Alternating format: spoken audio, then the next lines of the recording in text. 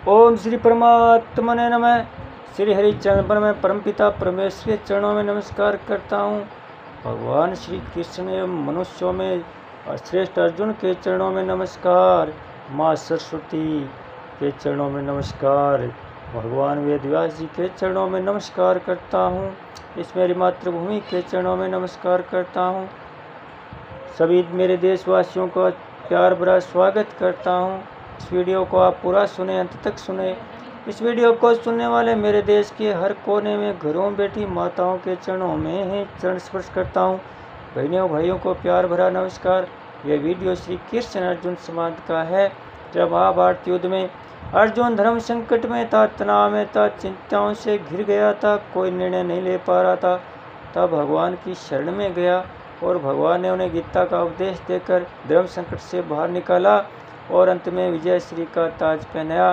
इसलिए वीडियो सुनने मात्र से ही मानसिक तनाव, चिंताग्रस्त शारीरिक तनाव से मुक्ति मिलेगी।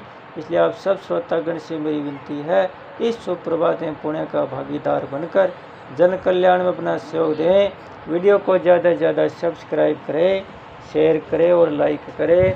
अब आगे क्या कह रहे हैं भगवान। 21वें श्लोक में अर्जुन ने दूसरे प्रश्न के रूप में गुणातीत मनुष्य के आचरण पूछे थे। उसका उत्तर अब आगे के 2 श्लोकों में देते हैं। शम दुख सुख स्वस्थ समलोष्ट सम काचन तुल्य प्रिया प्रियो धीर तुल्य निंदातम सहस्तुति मानापमानयो स्तूल्य स्तूल्यो मित्रारि पक्षयो सर्वारंभ प्रीत्यागी गुणातीत से उच्चयते। जो और मनुष्य दुख सुख में सम तथा अपने स्वरूप में स्थित रहता है, सोने में सम रहता है, जो प्रिय में सम रहता है, जो अपनी निंदा स्तुति में सम रहता है, जो मान अपमान में सम रहता है, जो मित्र शत्रु के पक्ष में सम रहता है और जो संपूर्ण कर्मों के आरंभ का त्यागी है, वह मनुष्य गुणातीत कहा जाता है।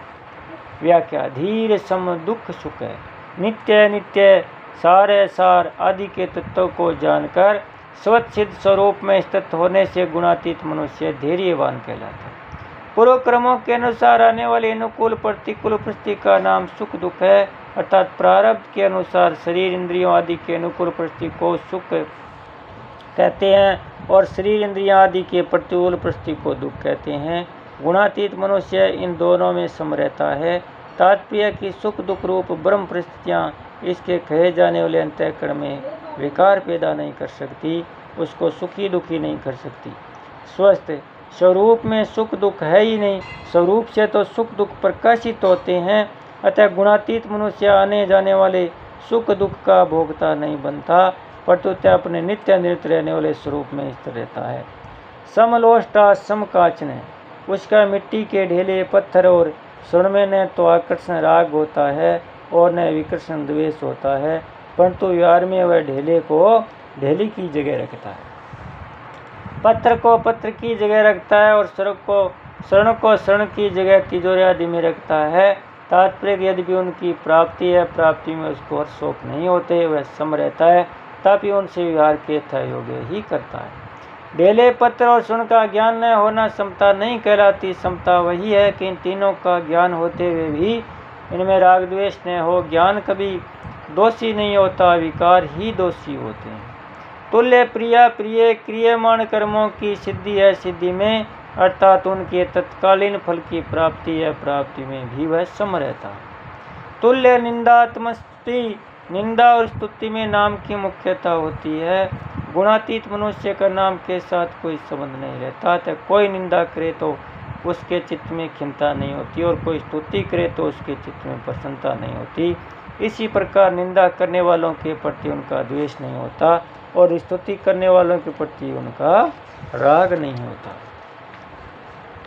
साधारण मनुष्यों की यह एक आदत बन जाती है कि उनको अपनी निंदा बुरी लगती है और स्तुति अच्छी लगती है, परंतु जो गुणों से ऊंचे उठ जाती है उनको निंदा स्तुति का ज्ञान तो होता है और ये बर्ताव भी सबके साथ हितोचित को ही करते हैं, पर उनमें निंदा स्तुति को लेकर खिन्नता प्रसन्नता नहीं होती। कारण कि वे जिस तत्व से स्थित है वहाँ गुणों वाली प्रकृत निंदा स्तुति पहुँचती ही नहीं। निंदा और स्तुति ये दोनों ही पुरस्कृत क्रियाएं हैं। उन क्रियाओं से राजी नाराज होना गलती है, कारण कि जिसका जैसा स्वभाव जैसी धारणा है वह उसके अनुसार ही बोलता है। वह हमारे अनुकूल ही बोले, हमारी निंदा न करे, यह न्याय नहीं है। अर्थात उसको बोलने में बाध्य करने का भाव न्याय नहीं है, न्याय है। दूसरों पर हमारा क्या अधिकार है कि तुम हमारी निंदा मत करो, हमारी स्तुति करो। दूसरी बात, कोई निंदा करता है तो उसमें साधक को प्रसन्न होना चाहिए कि इससे मेरे पाप कट रहे हैं, मैं शुद्ध हो रहा हूँ। अगर कोई हमारी प्रशंसा करता है तो उससे हमारे पुण्य नष्ट होते हैं। अतः प्रशंसा में राजी नहीं होना चाहिए, क्योंकि राजी होने में खतरा है। मानापमान योस्तु तुल्य, मान और अपमान होने में शरीर की मुख्यता होती है। गुणातीत मनुष्य का शरीर के साथ तादात्म्य नहीं रहता। अतः कोई उसका आदर करे या निरादर करे, मान करे या अपमान करे, इन पुरस्कृत क्रियाओं का उस पर कोई असर नहीं पड़ता। निंदा स्तुति और मान अपमान, इन दोनों ही पुरस्कृत क्रियाओं में गुणातीत मनुष्य सम रहता है। इन दोनों में पुरस्कृत क्रियाओं का ज्ञान होना दोषी नहीं है, परंतु निंदा और अपमान में दुखी होना तथा स्तुति और मान में हर्षित होना दोषी है, क्योंकि ये दोनों ही प्रकृति के विकार है। गुणातीत पुरुष को निंदा स्तुति और मान अपमान का ज्ञान तो होता है, पर गुणों से संबंध विच्छेद होने से, नाम और शरीर के साथ तादात्म्य न रहने से वह सुख दुखी नहीं होता। कारण कि वह जिस तत्व में स्थित है वहाँ के विकार नहीं है, वह तत्व गुण रहित है, निर्विकार है।